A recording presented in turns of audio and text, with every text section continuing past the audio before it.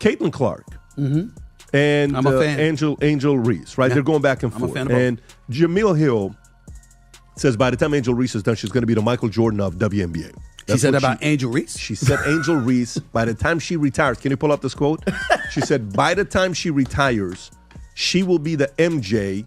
Stephen A. Smith just slammed the brakes on Angel Reese's ego trip like it was a disastrous episode of reality TV.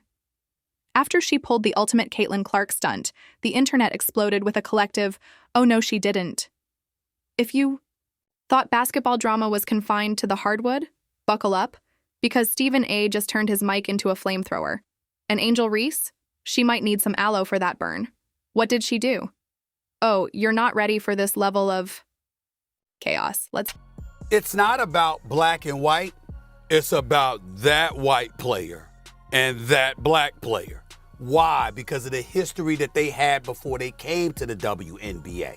You see, it was all instigated. If Angel Reese was never in Caitlin Clark's face, taunting her the way that she did when mimicking what Caitlin Clark was doing to numerous opponents en route to the Final Four. And then Angel Reese and LSU bust their living, you know what, at that particular moment in time. And Angel Reese was in her face chirping at her the way that she did, it would have never gotten to this point. We have a lot of folks that have come to the defense of numerous WNBA players because they were pointing out, like, this has been going on before long and people are not hating on her. It's not about hating on her. It's that you feel she is getting a level of attention that you deserved and you warranted long before she ever came along. This isn't about black and white. It's about that white player and that black player specifically. Why? Because of the history they shared before they even entered the WNBA. Let's be real. This all started when Angel Reese got in Caitlin Clark's face, taunting her in a way that mimicked what Caitlin had already done to several opponents during her run to the Final Four. Then Angel Reese and LSU went on to dominate. And in that moment, with Angel chirping right in her face, the rivalry caught fire. That was the spark. Without that moment, we might not even be here. Since then, a lot of people have defended various WNBA players, pointing out that this kind of competitive back and forth isn't new, and that it's not about hate, it's about recognition. Some players feel like Caitlin is getting the spotlight they earned long before she showed up. With several marquee matchups on the slate, most fans were excited to see Caitlin Clark and Indiana Fever take on Angel Reese and the Chicago Sky. The game was a blowout as the Fever beat down Chicago 93-58, with Clark's triple-double leading the way. But the biggest headline coming out of the game on Saturday is the investigation the WNBA is conducting into allegations of hateful fan comments directed at Angel Reese. It happened after this play when Clark slapped at the ball after Reese grabbed an offensive 4 points. That's it. That was the whole tweet. Angel Reese put up a grand total of 4 points like she was on some kind of scoring cleanse. And the wild part? Caitlin Clark wasn't even on the floor. We're talking about the Sky versus Fever game where Caitlin, to be clear, was benched, wrapped up like a mummy, sipping Gatorade, and watching from the sidelines like a proud suburban soccer mom. And still, Angel Reese couldn't make a statement. She had the stage, the spotlight, and the moment. And she couldn't capitalize. Because I was calling it from day one. You got people that are resentful towards her. But it's really not about her, guys. It's about what she represents. Before she ever came along, there were a lot of outstanding basketball players who happened to be black females that was doing their thing on the WNBA level. And they never got this kind of shine. I mean, how do you walk into a game where the main attraction is literally on the sidelines icing her ankle and think, you know what? I'm going to have the worst game of my career today. Let's make it unforgettable. If this was a stunt to prove she's the anti-Caitlin, mission accomplished. Because while Caitlin was busy healing, Angel was out there posting numbers so low they deserved a sad trombone sound effect. 4 points? That's not a stat line. That's a cry for help. Second of it. Your thoughts?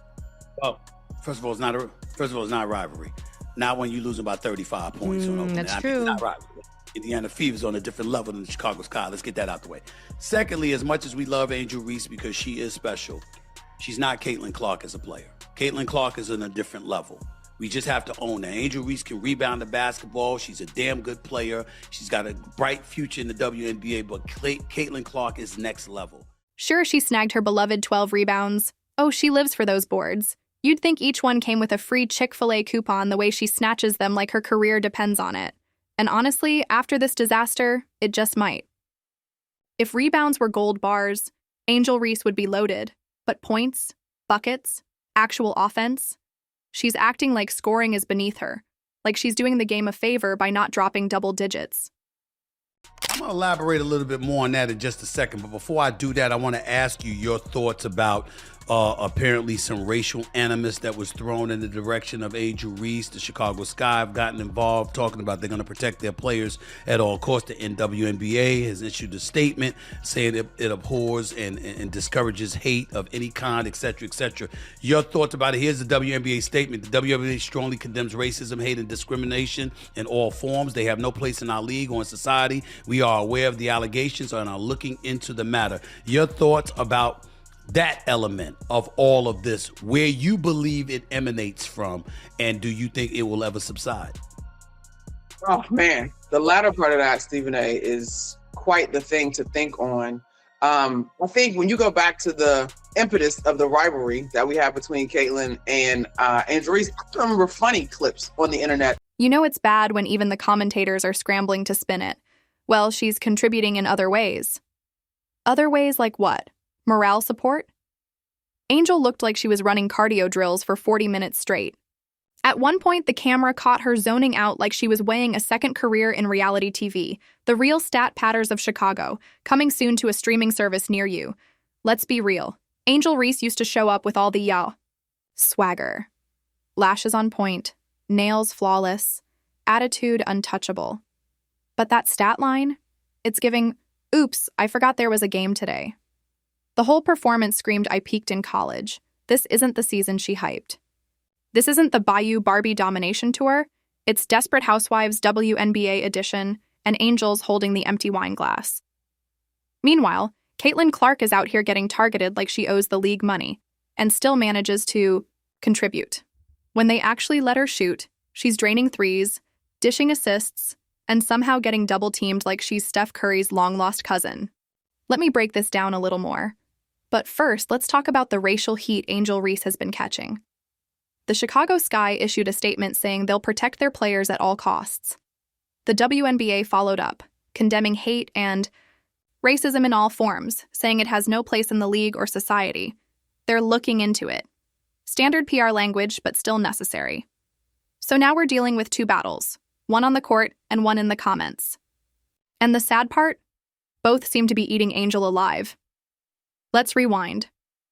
Angel Reese had the stage, the spotlight, the mic, the backup dancers. She had it all.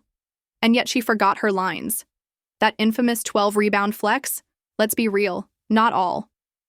Rebounds are created equal. Angel's out there grabbing boards like the ball insulted her mom. She's stat padding like it's her full-time job, boxing out like she's auditioning for a CrossFit video, then turning around and launching shots that look like part of an abstract art exhibit. She's hoarding rebounds like Pokemon cards. Gotta catch them all, but never do anything with them. And now? The whispers. The ominous, locker room kind. Is she getting benched? Is she being rested for development reasons? That's front office speak for, we don't know what to do with her, but we're not ready to admit it publicly. This is not high school. There are no gold stars for effort here.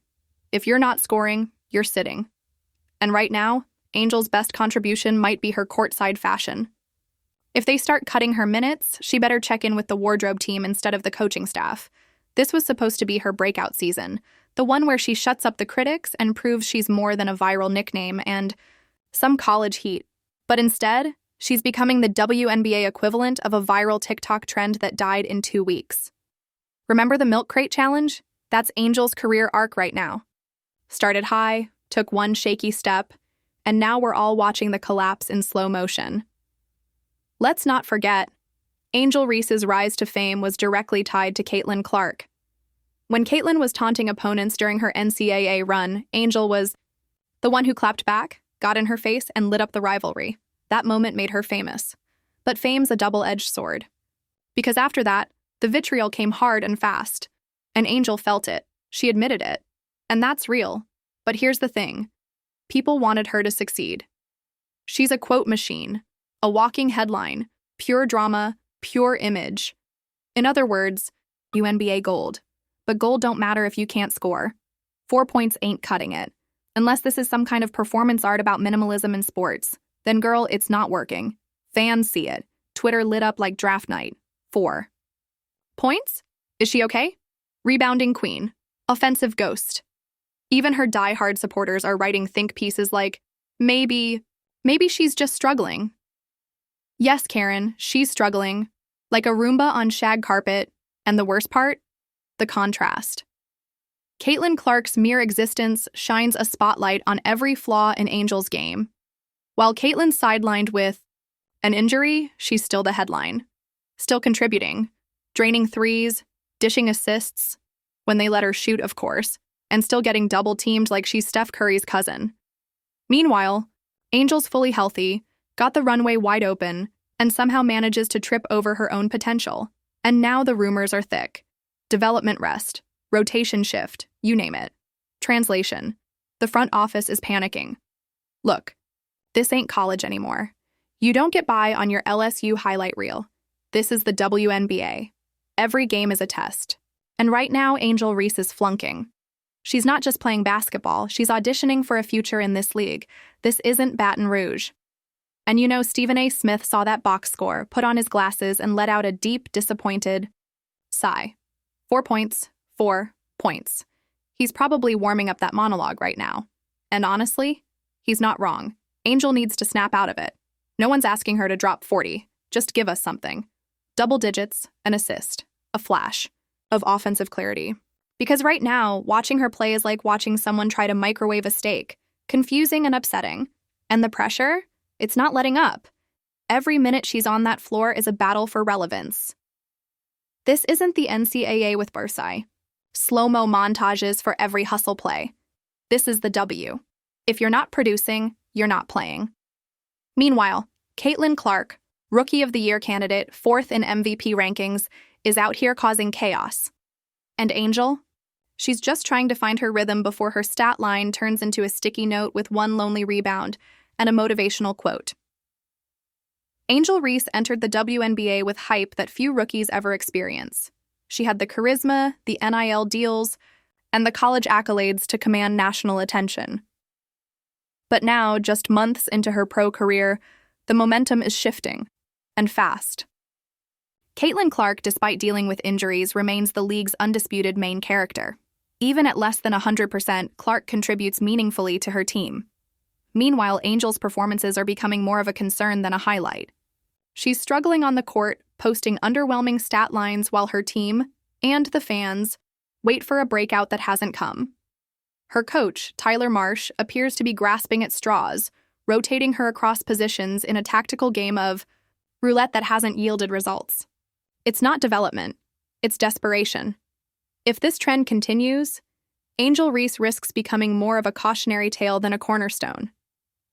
The Bayou Barbie brand that once captured hearts is now clashing with the harsh reality of professional expectations. You can't build a franchise around someone whose most consistent contribution is social media engagement. Teammates notice, fans notice, and yes, the front office notices. Watching her struggle while others grind and deliver only deepens the frustration. When a player gets 30 minutes of game time and brings nothing but empty rebounds and poor shot selection, it kills morale and momentum. Let's not sugarcoat it. Caitlin Clark is simply better at the game right now.